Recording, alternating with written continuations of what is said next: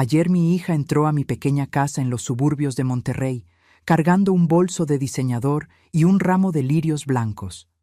Los puso sobre la mesa de la cocina, me abrazó y preguntó con una sonrisa radiante: «Mamá, ¿los 20,000 pesos mexicanos que te envío todos los meses son suficientes? ¿Estás feliz?». Mi corazón se detuvo. En los últimos 6 meses había sobrevivido con donaciones de alimentos de la iglesia y ayuda de los vecinos. Lo peor no fue descubrir el dinero desviado, sino ver la sonrisa en el rostro de mi yerno al fondo, sabiendo exactamente lo que había hecho. Pero antes de continuar, asegúrate de estar suscrito al canal y escribe en los comentarios: ¿desde dónde estás viendo este video? Nos encanta saber hasta dónde están llegando nuestras historias. Mi nombre es Elena Soto, tengo 65 años y vivo en una casa sencilla en el barrio de Cumbres. Pasé toda mi vida trabajando como maestra de primaria, criando sola a mi única hija, Fernanda, después de que mi esposo falleciera hace casi 20 años. Nunca fuimos ricas, pero vivíamos con dignidad. Mi pensión cubría las necesidades básicas, hasta que una enfermedad autoinmune complicó mi salud y los medicamentos comenzaron a consumir casi todos mis ingresos. Fernanda siempre fue brillante. Se graduó de medicina, se especializó en cirugía plástica y hoy, a sus 38 años, es dueña de una clínica reconocida. Se casó hace 5 años con Javier, un empresario del ramo de cosméticos que siempre me trató con una distancia educada que yo atribuía a la timidez. Mi hija vivía una vida de lujo que yo solo conocía por los relatos entusiastas que me traía en sus visitas cada vez más raras. A principios de año, cuando mi condición empeoró, Fernanda prometió ayudarme económicamente. «Mamá, voy a depositar 20,000 pesos mexicanos todos los meses en tu cuenta. No quiero que te preocupes por nada», dijo, abrazándome fuerte. Recuerdo haber llorado de gratitud y alivio. En los primeros 2 meses, el dinero realmente apareció.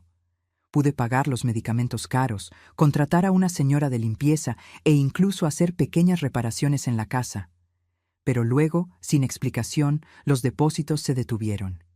Intenté llamar a Fernanda varias veces, pero rara vez contestaba. Cuando lograba hablar con ella, la respuesta era siempre la misma: «Disculpa, mamá, ando tan ocupada en la clínica. Javier me dijo que se está encargando de las transferencias. ¿No estás recibiendo el dinero?». ¿Cómo podría decirle a mi hija que su marido estaba mintiendo? ¿Que estaba comiendo lo que mis vecinos amablemente traían? ¿Que la iglesia de Guadalupe me estaba dando despensas semanales? El orgullo me impedía revelar mi situación, así que solo respondía: «Sí, todo está bien, hija». Los meses pasaron. Tuve que dejar de tomar algunos medicamentos, priorizar otros.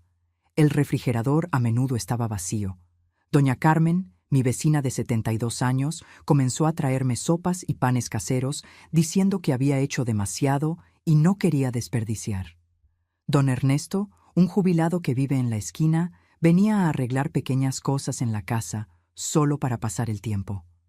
Sabía que era caridad, pero aceptaba con una sonrisa agradecida y lágrimas escondidas.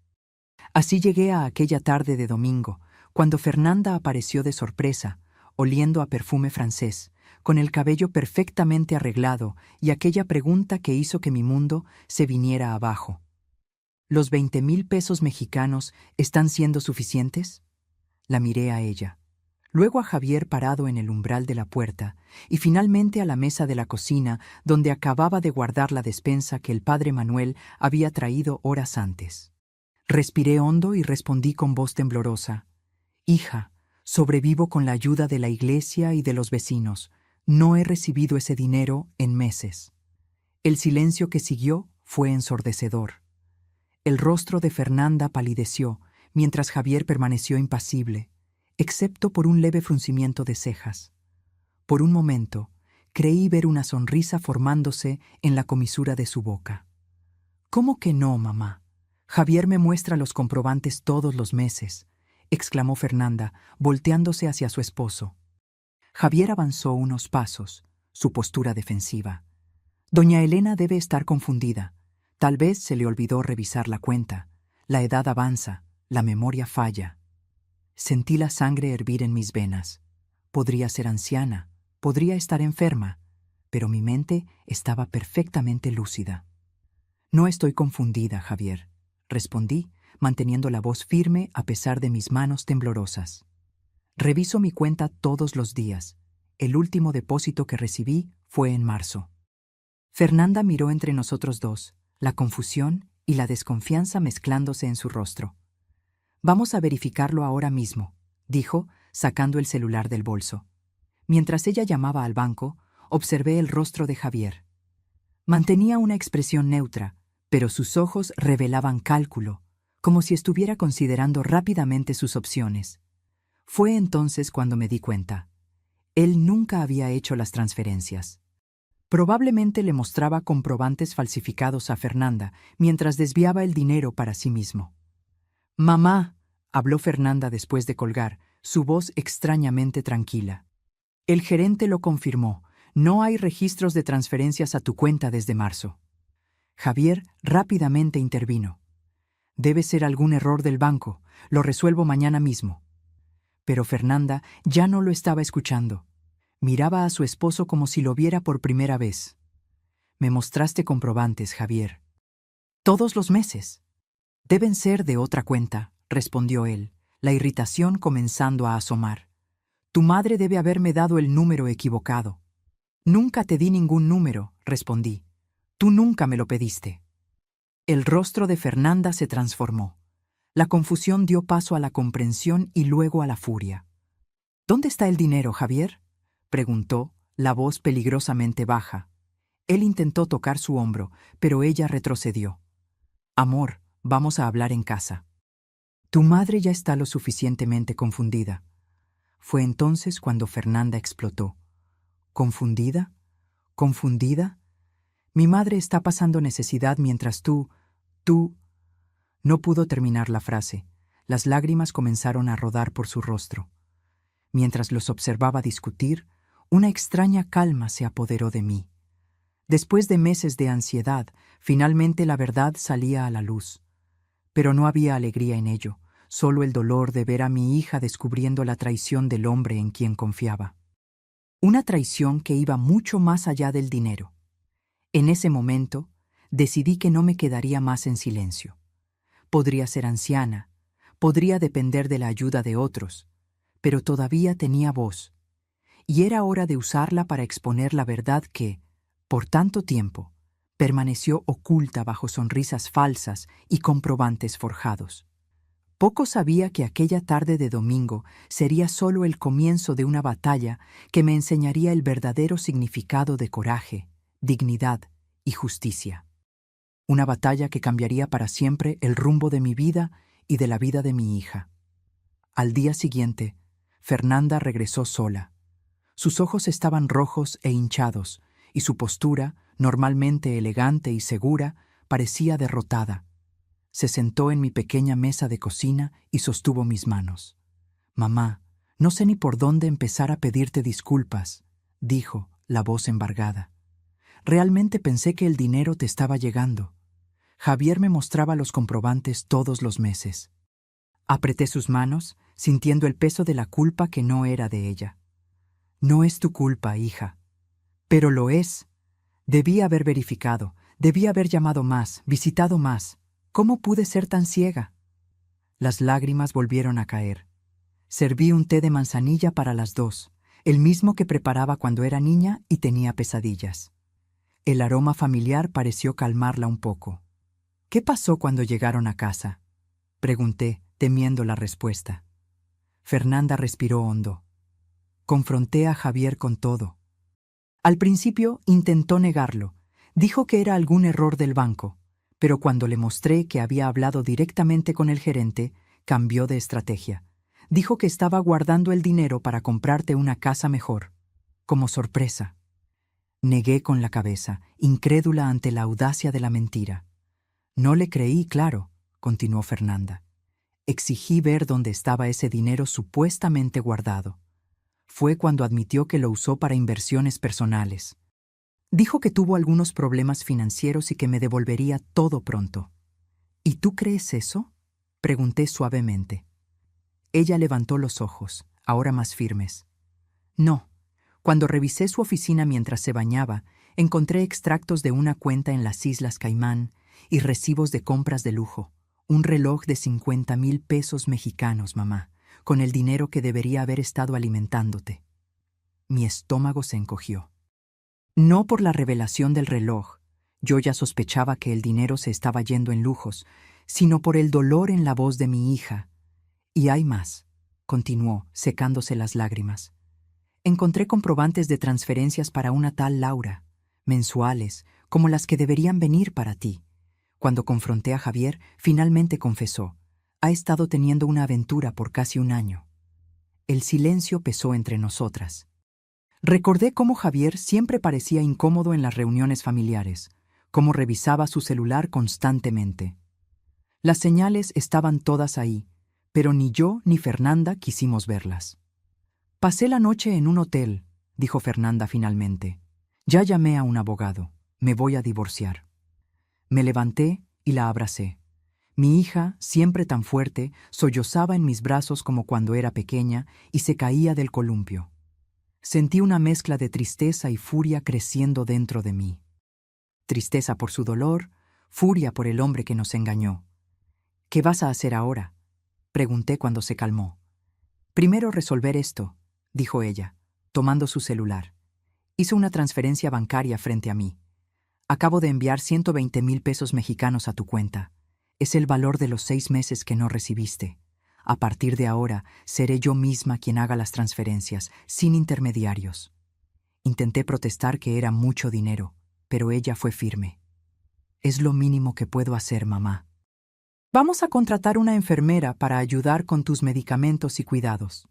Y voy a empezar a buscarte un apartamento mejor, más cerca de la clínica. Miré alrededor de mi pequeña casa.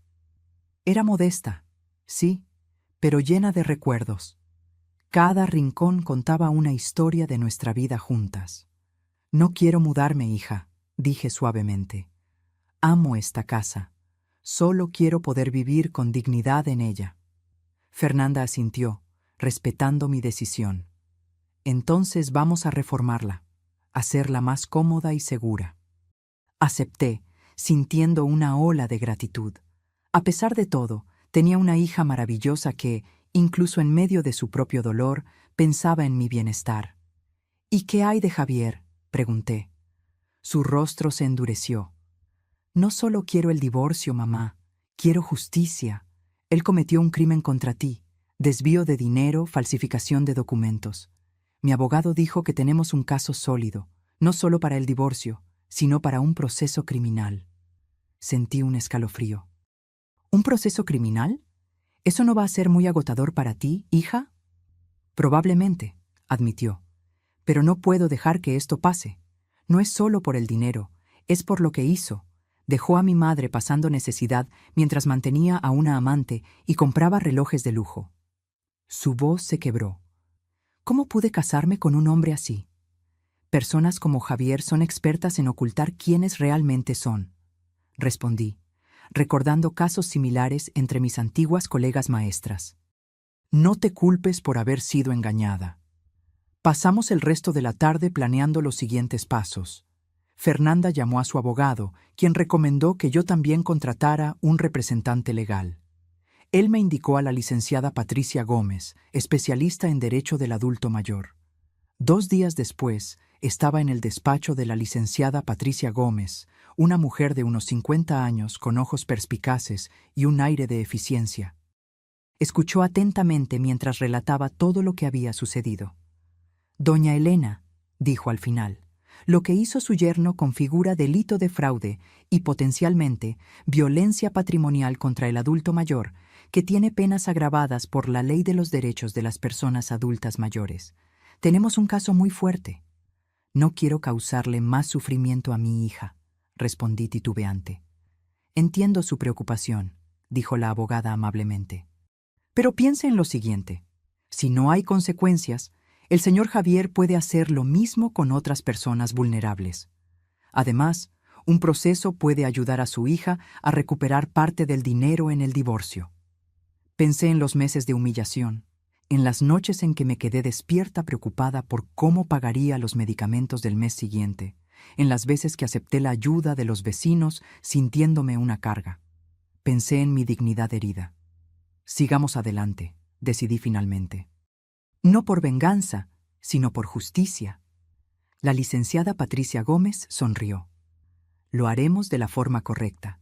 Y doña Elena, quiero que sepa que su coraje al decir la verdad ese domingo pudo haber salvado a su hija de años de engaño.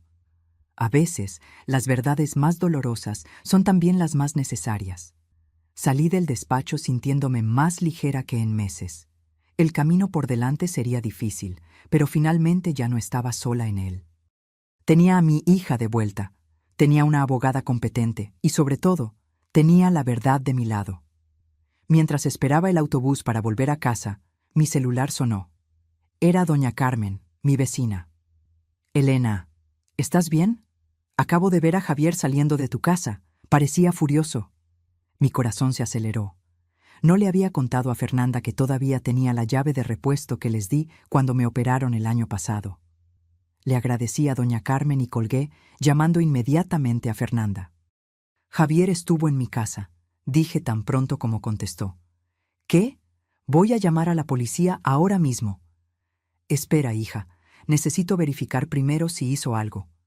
Contra las protestas de Fernanda, le pedí al conductor del autobús que me dejara en la parada más cercana a mi casa. Caminé rápidamente por la calle familiar, el corazón latiendo desacompasadamente en mi pecho. Al acercarme, noté inmediatamente que algo andaba mal. La puerta principal estaba entreabierta, balanceándose ligeramente con la brisa de la tarde. Dudé por un momento, pero la preocupación por lo que podría haber sucedido dentro de mi casa superó el miedo. Empujé la puerta lentamente y entré. Lo que vi hizo que mi sangre se congelara. Mi pequeña sala estaba completamente revuelta. Los libros que tanto apreciaba estaban esparcidos por el suelo, algunas páginas arrancadas. Las fotos familiares que adornaban las paredes habían sido arrojadas al suelo, vidrios rotos por todas partes. El sofá estaba rasgado, como si alguien hubiera atacado el tapizado con un cuchillo. Pero lo peor estaba en la cocina. En grandes letras rojas, Javier había escrito en la pared: «Vieja ingrata, te arrepentirás». Mis piernas flaquearon. Me senté en la única silla que permanecía intacta, mirando la destrucción a mi alrededor. Lágrimas silenciosas rodaron por mi rostro. No eran solo objetos rotos. Eran recuerdos, pedazos de mi vida esparcidos como si no valieran nada. Llamé a Fernanda con las manos temblorosas. En menos de 20 minutos llegó acompañada de 2 policías. Su rostro palideció al ver el estado de la casa. «Mamá», susurró, abrazándome fuerte. Los policías fotografiaron todo, tomaron mi declaración. «Señora, esto es un delito de amenaza e invasión de domicilio, además de daño a la propiedad», dijo el mayor de ellos. «Recomendamos encarecidamente que presente una denuncia formal y solicite una orden de restricción». Fernanda asintió vehementemente. «Vamos a hacer eso ahora mismo, y tú te vienes a mi casa hoy». Miré alrededor, a lo que quedaba de mi pequeño refugio. «No, hija, si me voy ahora, es como si él hubiera ganado, me quedaré». «Pero mamá, él te amenazó, no es seguro». «Su hija tiene razón, señora», intervino el policía. «Al menos hasta que se le conceda la orden de restricción». A regañadientes, accedí a pasar algunos días en casa de Fernanda. Mientras recogía algo de ropa en el dormitorio, el único cuarto que Javier aparentemente no tuvo tiempo de destrozar, me prometí a mí misma: no dejaría que el miedo me dominara. Aquella amenaza en la pared no sería la última palabra en esta historia.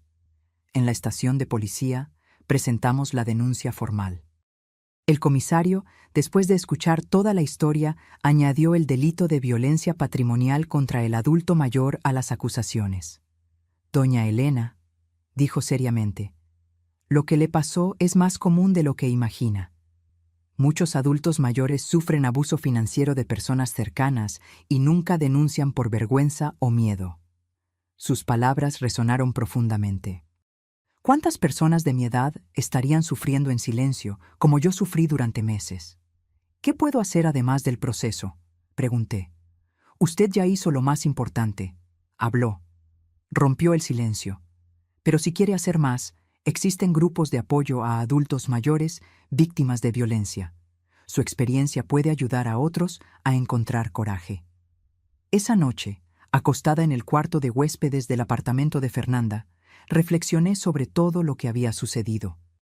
En solo 3 días, mi vida había dado un vuelco. El descubrimiento de la traición de Javier, el proceso inminente, mi casa vandalizada. Era como si un huracán hubiera pasado por mí, pero extrañamente, en medio del caos, sentí una claridad que no experimentaba hacía mucho tiempo. Tal vez era porque finalmente la verdad estaba expuesta, o tal vez porque, a mis 65 años, estaba finalmente reaprendiendo a luchar por mis derechos. En la oscuridad del cuarto, me hice una promesa a mí misma. Transformaría aquella experiencia dolorosa en algo significativo. No solo para mí y para Fernanda, sino para todos los adultos mayores que, como yo, ya fueron silenciados y explotados por aquellos que deberían protegerlos. La batalla apenas estaba comenzando, pero por primera vez en meses no me sentía derrotada, me sentía lista para luchar. Las semanas siguientes fueron un torbellino de emociones y actividades.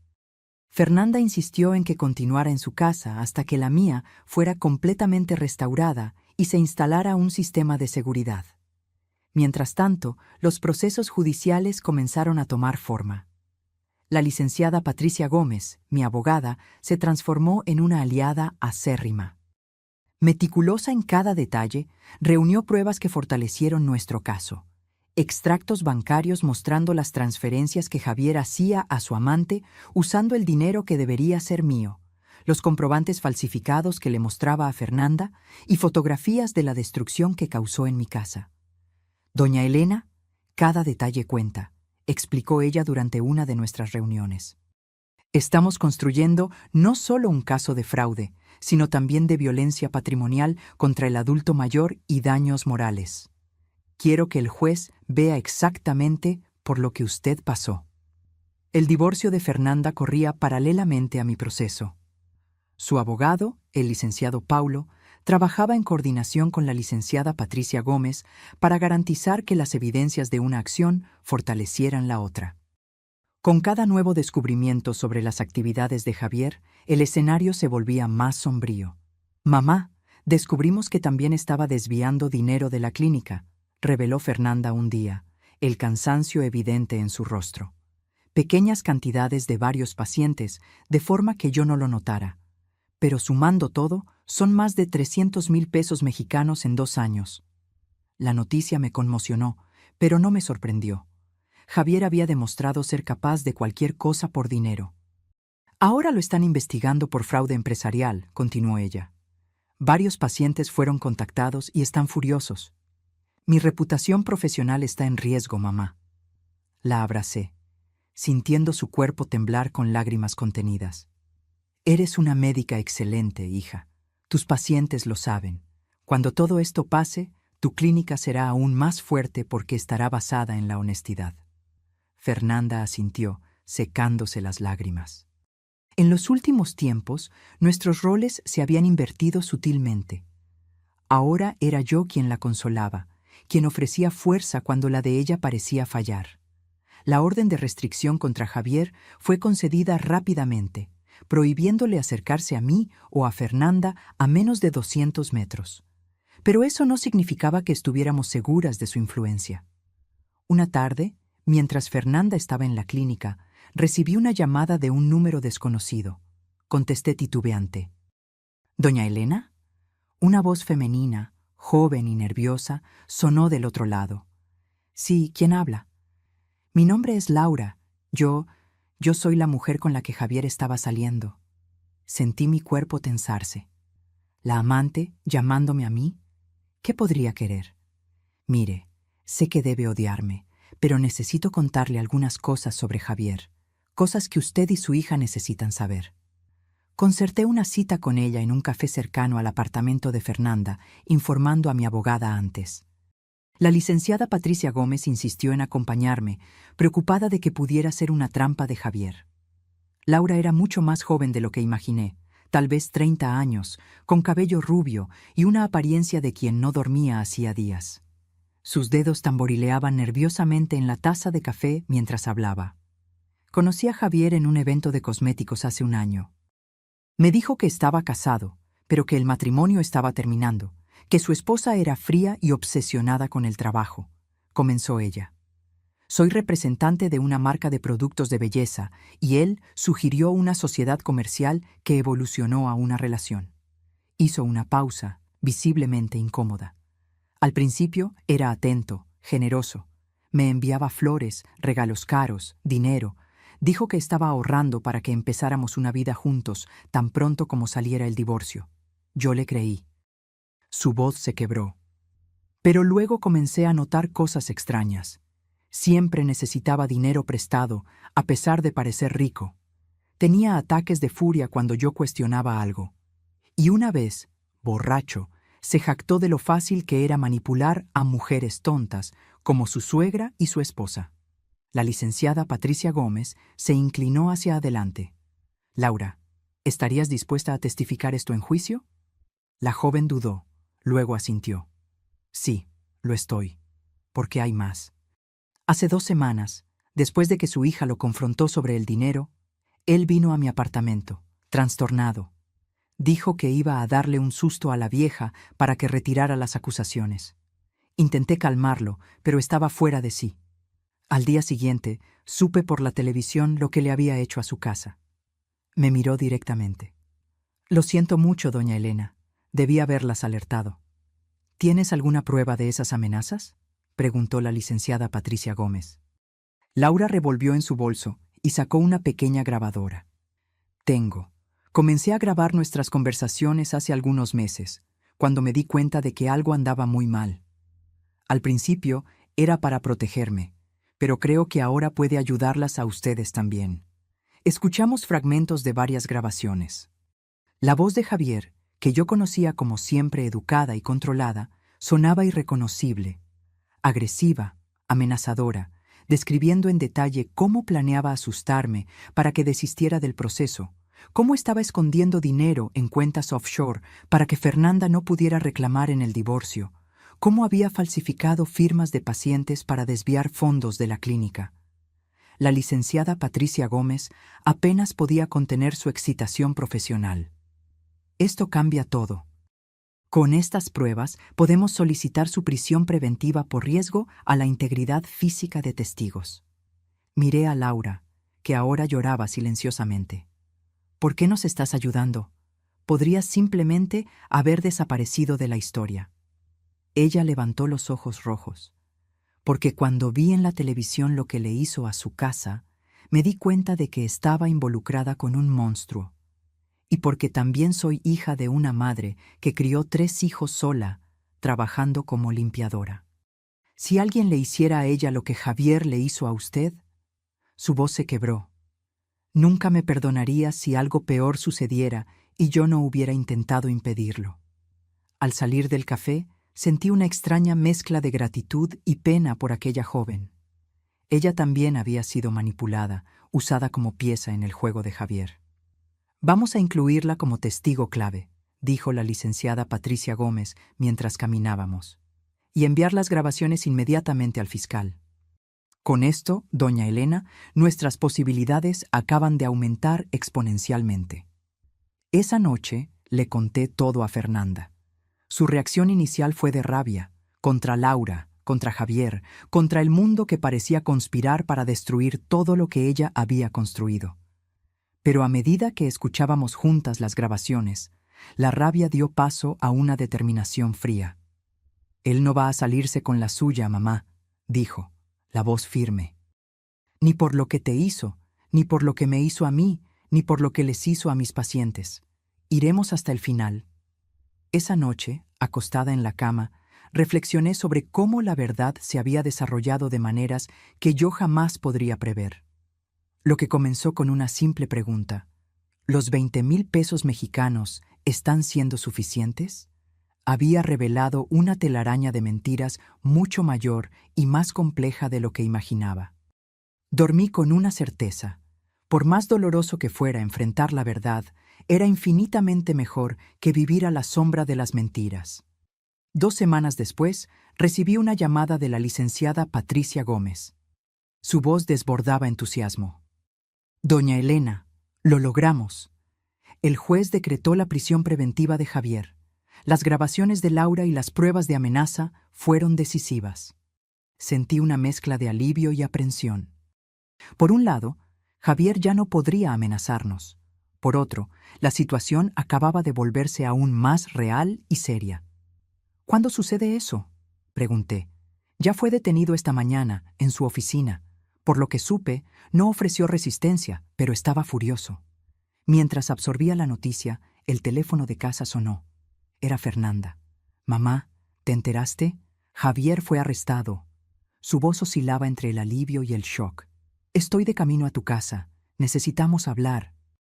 En menos de media hora, Fernanda llegó. Apenas entró, se desplomó en el sofá, exhausta. «No te imaginas el caos en la clínica, mamá.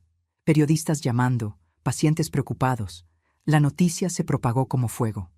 Suspiró, pasándose las manos por el rostro. «El socio minoritario de Javier en la empresa de cosméticos me llamó.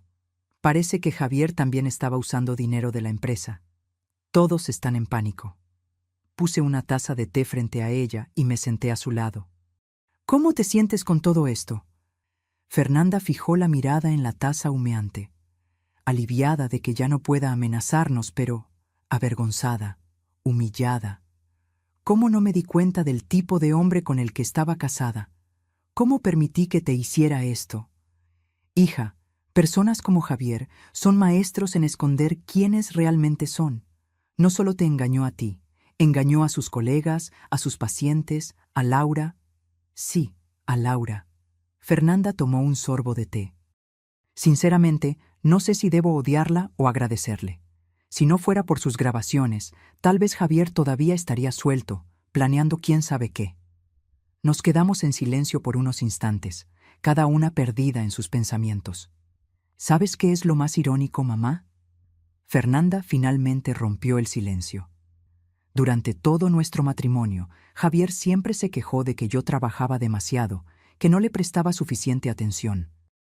Ahora entiendo por qué quería que trabajara menos, para que yo no me diera cuenta de lo que estaba haciendo con el dinero de la clínica. Más tarde ese día, recibimos una llamada del licenciado Paulo, abogado de Fernanda. «El caso está ganando repercusión en los medios», informó. «Ya recibí 3 llamadas de periodistas queriendo entrevistar a doña Elena sobre violencia patrimonial contra adultos mayores». Fernanda me miró, preocupada. «Mamá, no necesitamos exponer aún más nuestra vida. No tienes que hablar con nadie si no quieres». Pensé en los meses en que sufrí silenciosamente, en las palabras del comisario sobre cuántos adultos mayores pasaban por la misma situación sin nunca denunciar. Mi caso podría ayudar a otros a encontrar coraje. «Quiero hablar», decidí. No sobre Javier o detalles íntimos, sino sobre la importancia de que los adultos mayores denuncien cuando están siendo explotados. Si mi historia puede ayudar a una sola persona a escapar de lo que pasé, ya habrá valido la pena. Fernanda sonrió, apretando mi mano. «Estoy orgullosa de tu coraje, mamá». La primera entrevista fue para un periódico local, unos días después. La periodista, una mujer de mediana edad llamada Claudia, fue amable y respetuosa. No insistió en detalles sensacionalistas, enfocándose en cómo reconocer señales de abuso financiero contra adultos mayores y en los recursos disponibles para ayuda. «Doña Elena», dijo al final de la conversación, «su historia es poderosa porque rompe el silencio sobre un problema que muchos prefieren no ver. ¿Le importaría si la compartimos con otros medios?». Asentí, y en los días siguientes mi teléfono no paró de sonar. Otros periódicos, programas de radio, incluso una invitación a un programa de televisión.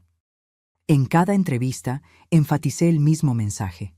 Nadie debería sentir vergüenza de pedir ayuda cuando está siendo explotado, especialmente los adultos mayores. La notoriedad del caso aumentó cuando se descubrió que Javier había engañado no solo a mí y a Fernanda, sino a decenas de pacientes de la clínica y a diversos inversores de su empresa de cosméticos. Lo que comenzó como un caso de violencia patrimonial contra un adulto mayor se reveló como un esquema de fraudes mucho más amplio. En medio de toda esa exposición, recibí una llamada inesperada. Era doña Teresa, la madre de Javier. Doña Elena, su voz sonaba cansada y avergonzada.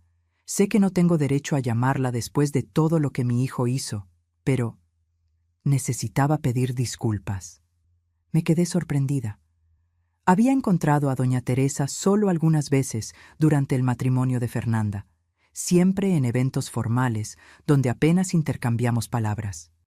«Usted no tiene la culpa de las acciones de su hijo, doña Teresa», respondí. «Sí la tengo», insistió, la voz embargada. Yo sabía que Javier tenía problemas con el dinero desde joven. Pequeños robos, mentiras, manipulaciones. Siempre lo encubrí, siempre lo justifiqué, diciendo que era solo una fase. Y ahora comenzó a llorar. Ahora destruyó la vida de tantas personas. Sentí una ola de empatía por la mujer. Doña Teresa, todos cometemos errores en la crianza de nuestros hijos. Nadie nos da un manual. Usted es muy generosa, doña Elena, dijo entre sollozos. Javier está preso, mi marido me culpa, y nuestra familia está siendo humillada públicamente. Después de aquella conversación, reflexioné sobre cómo el mal que Javier causó se extendía mucho más allá de mí y Fernanda. Sus padres, sus colegas de trabajo, pacientes inocentes, todos estaban sufriendo las consecuencias de sus acciones. El proceso judicial avanzaba rápidamente. Con las grabaciones de Laura y las pruebas documentales que la licenciada Patricia Gómez reunió, el caso contra Javier era sólido. Además, la pericia contable de la clínica y de la empresa de cosméticos reveló un rastro de fraudes que hacía su situación aún peor. 3 meses después de la prisión preventiva de Javier, fuimos llamadas para la primera audiencia. Entrar al tribunal fue intimidante. Nunca había estado en un ambiente así, con su formalismo solemne y procedimientos rígidos. Fernanda sostuvo mi mano todo el tiempo, su rostro una máscara de determinación. Javier fue traído esposado, vistiendo un uniforme de presidio que parecía demasiado grande para su cuerpo, ahora visiblemente más delgado. Nuestras miradas se cruzaron brevemente. No vi arrepentimiento en sus ojos, solo una fría hostilidad. Desvió la mirada rápidamente, enfocándose en su abogado. La audiencia fue técnica, con los abogados presentando argumentos y el juez haciendo preguntas ocasionales. Javier permaneció en silencio la mayor parte del tiempo, hablando solo cuando se le preguntaba directamente. Al final, el juez determinó que continuaría preso durante el juicio, citando el riesgo de fuga y la gravedad de los delitos de los que era acusado. La próxima audiencia fue marcada para dentro de un mes. Fue solo el comienzo, explicó la licenciada Patricia Gómez mientras salíamos del tribunal. Pero estamos en el camino correcto. El juez parece entender la seriedad de los crímenes. En los días que siguieron, volví a la rutina de cuidar mi casa, ahora completamente reformada gracias a la ayuda de Fernanda. Las paredes habían sido pintadas, el mobiliario restaurado o sustituido. Ya no había rastros visibles de la invasión de Javier, pero yo todavía cargaba las marcas invisibles de aquella experiencia. En una tarde particularmente difícil, cuando la ansiedad sobre el próximo encuentro en el tribunal me consumía, recibí una visita inesperada. Era don Ernesto, mi vecino que tantas veces me ayudó con pequeñas reparaciones durante los meses difíciles. «Doña Elena», dijo tímidamente en la puerta, «usted ha salido bastante en el periódico y en la televisión. Todos en el barrio están comentando sobre su coraje». Lo invité a entrar y serví café. Conversamos sobre trivialidades hasta que finalmente reveló el verdadero motivo de su visita. «Sabe, doña Elena, cuando usted comenzó a hablar sobre violencia contra adultos mayores, eso me hizo pensar, mi hermana mayor, Lourdes, ella vive con su hijo, y creo que él, creo que está haciendo algo parecido a lo que le hicieron a usted. Él controla todo su dinero, Nunca la deja salir sola, y cuando la visité el mes pasado, ella parecía tan flaca, tan triste. Mi corazón se apretó. ¿Usted ya intentó conversar con ella sobre eso? Él negó con la cabeza. Intenté, pero ella lo niega. Dice que todo está bien, que el hijo la cuida bien, pero yo veo en sus ojos, ¿sabe? El mismo miedo que vi en los suyos antes de que usted denunciara a su yerno. Tomé un papel y anoté el número de la licenciada Patricia Gómez y del comisario que me había atendido. Don Ernesto, dele estos contactos a su hermana. Aunque no los use ahora, al menos sabrá que tiene opciones. Él agradeció, emocionado, y me abrazó antes de irse. Aquella conversación me hizo dar cuenta de que mi historia estaba teniendo un impacto real. Las personas estaban comenzando a reconocer señales de abuso que antes ignoraban o normalizaban. Inspirada por eso, llamé a la licenciada Patricia Gómez al día siguiente. Doctora, quiero hacer algo más. No solo procesar a Javier, sino ayudar a otros adultos mayores que están pasando por lo que yo pasé. ¿Qué tiene en mente, doña Elena? ¿Tal vez un grupo de apoyo? Un lugar donde los adultos mayores puedan hablar sobre sus experiencias y recibir orientación jurídica. Sé que no tengo formación para eso, pero tengo la experiencia y la voluntad de ayudar. Hubo una pausa al otro lado de la línea. Doña Elena, esa es una idea maravillosa. De hecho, tengo una amiga que trabaja en el Centro de Referencia del Adulto Mayor.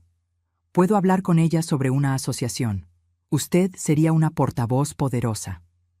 En la semana siguiente, visité el Centro de Referencia del Adulto Mayor y conocí a Laura, amiga de la licenciada Patricia Gómez y coordinadora del lugar. Ella me recibió entusiastamente, mostrándome las instalaciones y explicando los servicios que ya ofrecían. Doña Elena, su propuesta de un grupo de apoyo específico para víctimas de violencia patrimonial es exactamente lo que necesitábamos. Tenemos muchos adultos mayores que sufren en silencio, sin saber que lo que están pasando es un delito. Comenzamos a planear el grupo, que se llamaría Dignidad en la Tercera Edad. Yo me encargaría de compartir mi experiencia y ofrecer apoyo emocional, mientras que profesionales como la licenciada Patricia Gómez darían orientación jurídica gratuita. En el mismo periodo, Fernanda también pasó por transformaciones significativas. La clínica, que inicialmente sufrió con la repercusión del caso, poco a poco recuperaba la confianza de los pacientes. Implementó nuevos controles financieros, transparencia total en los procedimientos y precios, e incluso comenzó un programa de cirugías gratuitas para víctimas de violencia doméstica. Es mi forma de compensar el mal que Javier hizo usando el nombre de la clínica, me explicó. Nuestra relación, que ya era buena, se fortaleció aún más durante este periodo difícil. Fernanda pasaba casi todos los días en mi casa, a veces solo para tomar un café y conversar. En una de esas visitas, sacó un tema que venía evitando. «Mamá, ¿crees que algún día vas a poder perdonar a Javier por lo que hizo?» La pregunta me tomó por sorpresa. Pensé en los meses de sufrimiento, en la humillación, en el miedo, en mi casa destruida. «No sé si perdón es la palabra correcta, hija», respondí finalmente. «No le deseo el mal. De hecho, espero que se recupere, entienda sus errores y cambie. Pero no puedo borrar lo que pasó ni fingir que no me afectó profundamente». Fernanda asintió, pensativa. «Yo todavía tengo tanta rabia. A veces me despierto en medio de la noche pensando en todas las mentiras, en cómo usó mi amor y mi confianza para herir a la persona más importante de mi vida. La rabia es natural, hija. Solo no dejes que te consuma. Javier ya nos quitó demasiado. No permitas que también te quite tu paz mental». Ella sonrió débilmente y cambió de tema, pero me di cuenta de que la cuestión del perdón era algo con lo que ambas aún lucharíamos por mucho tiempo. El grupo Dignidad en la Tercera Edad tuvo su primera reunión un sábado soleado, con 12 participantes. Estaban todos nerviosos, miradas bajas, voces titubeantes. Comencé compartiendo mi historia, sin omitir la vergüenza que sentí, el silencio que mantuve por tanto tiempo, el miedo a herir a mi hija. Poco a poco, los otros comenzaron a hablar también. Una señora de 78 años contó cómo su nieto vendía sus medicamentos para comprar drogas. Un señor de 82 reveló que su nuera lo había convencido de transferir la casa a nombre de ella, prometiendo cuidados que nunca llegaron. Las historias eran diferentes, pero el patrón era el mismo: confianza traicionada, vulnerabilidad explotada, silencio impuesto por el miedo o la vergüenza. Al final de la reunión, una señora llamada Dulce, que no había hablado durante toda la sesión, se acercó a mí con lágrimas en los ojos. Doña Elena, yo vi su entrevista en la televisión y fue como si usted estuviera describiendo mi vida. Hoy, escuchándolos a todos ustedes, finalmente entendí que no estoy sola, que no es mi culpa. Ella apretó mis manos. Gracias por tener el coraje de hablar. Usted me dio esperanza. Aquel momento cristalizó para mí el propósito de todo lo que habíamos pasado. El dolor, la humillación, el miedo, todo eso ahora servía a un propósito mayor: ayudar a otros a encontrar su voz y luchar por su dignidad. El juicio de Javier avanzó lentamente, con audiencias y pericias extendiéndose por meses. En ese período, nuestro grupo creció, llegando a tener más de 30 participantes regulares. Montamos una red de apoyo que incluía abogados voluntarios, psicólogos e incluso algunos policías especializados en crímenes contra adultos mayores. 7 meses después de su prisión preventiva, Javier finalmente fue condenado. La sentencia: 12 años de prisión por múltiples delitos, incluyendo fraude, violencia patrimonial contra adulto mayor, falsificación de documentos y fraude empresarial. Él escuchó la decisión impasible, sin demostrar emoción. Cuando salimos del tribunal, una nube de reporteros nos esperaba. Empujaron micrófonos hacia nosotras, preguntas disparadas de todos lados. Fernanda comenzó a abrir camino para que pasáramos, pero toqué su brazo, indicando que quería hablar. «Doña Elena, ¿qué siente con la condena de su exyerno?», preguntó un joven reportero. «No siento alegría ni satisfacción», respondí sinceramente. «Siento solo que se hizo justicia. Lo que espero ahora es que mi historia y la de tantos otros adultos mayores que sufren abusos similares puedan servir para que la sociedad preste más atención a este problema silencioso». ¿Y qué mensaje le dejaría a otros adultos mayores que puedan estar sufriendo como usted sufrió? Miré directamente a la cámara, pensando en todos los que podrían estar viendo, tal vez en situaciones similares a la mía. No se callen, no se aíslen, no se avergüencen. Lo que les está pasando no es culpa suya y no están solos. Hay personas dispuestas a ayudar, a escuchar, a luchar al lado de ustedes. La edad puede traer algunas limitaciones físicas, pero nunca debe limitar nuestra dignidad o nuestros derechos. De camino a casa, Fernanda conducía en silencio, hasta que finalmente habló. «Sabes, mamá, recuerdo cuando era pequeña y tú me enseñabas sobre la honestidad, sobre el valor de la verdad. En ese entonces, yo creía que eran solo lecciones de moral. Hoy entiendo que me estabas enseñando sobre el coraje».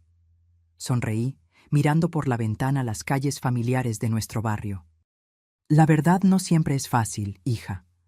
A veces duele, pero es el único camino hacia la libertad. Llegamos a mi casa, aquella misma casa donde todo comenzó esa tarde de domingo, cuando finalmente rompí el silencio. Fernanda se estacionó y nos sentamos por un momento en el coche. «¿Y ahora, mamá? ¿Qué sigue?» «Ahora», respondí, «seguimos viviendo, seguimos ayudando a otros, seguimos diciendo la verdad, incluso cuando es difícil, especialmente cuando es difícil». Miré mi pequeña casa, el jardín que comencé a cultivar como terapia después de todo el trauma, las ventanas abiertas dejando entrar la luz del sol. La casa que casi perdí, que fue violada y luego restaurada, así como yo misma. Sabes, hija, durante mucho tiempo pensé que envejecer significaba volverme invisible, perder mi voz, mi importancia. Ahora entiendo que cada arruga, cada cana trae consigo no solo años vividos, sino también sabiduría, resistencia y un tipo especial de fuerza que solo viene con el tiempo. Fernanda apretó mi mano, sus ojos húmedos reflejando los míos. Siempre has sido la persona más fuerte que conozco, mamá. Solo necesitaste una situación extrema para redescubrirlo. Esa noche, sentada en el porche de mi casa restaurada, mirando las estrellas que parecían más brillantes que nunca, reflexioné sobre la jornada que recorrí. Una jornada que comenzó con una mentira y un silencio, y que ahora se transformaba en verdad y voz. A mis 65 años había perdido muchas cosas: la salud perfecta, la compañía de mi esposo, la confianza ingenua en las personas. Pero también había ganado otras, una nueva misión, una relación aún más fuerte con mi hija y la certeza de que, independientemente de la edad, nunca es tarde para luchar por la propia dignidad. El teléfono sonó, interrumpiendo mis pensamientos. Era Laura. Doña Elena, disculpe que llame tan tarde. Solo quería decir que la vi en la televisión hoy. Lo que dijo sobre no callarse, bueno, me inspiró a buscar ayuda también. Estoy comenzando terapia la próxima semana. Me alegro por ti, Laura. Es el primer paso para curar las heridas que Javier dejó. ¿Cree que algún día esto va a pasar? Esa sensación de haber sido tan tonta, tan manipulada. Pensé por un momento, buscando honestidad en lugar de consuelo fácil. No creo que pase completamente, Laura. Pero con el tiempo, se aprende a transformar ese dolor en algo positivo, en sabiduría, en ayuda a los demás, en autocomprensión. Después de colgar, volví a contemplar las estrellas. La misma luna que iluminaba mi jardín ahora brillaba también sobre Javier en su celda, sobre Laura en su apartamento, sobre adultos mayores en todo el país que tal vez estuvieran sufriendo en silencio, como yo sufrí. Para algunos de ellos, tal vez mi voz hubiera sido un pequeño faro en la oscuridad. Y eso, más que cualquier venganza o compensación financiera, era la mayor victoria que yo podría haber conquistado. Ahora, si te gustó esta historia, haz clic en suscribirse y dime en los comentarios, ¿qué parte te dejó con la boca abierta? Y no olvides hacerte miembro para tener acceso a videos exclusivos que no publico aquí. Te espero allá.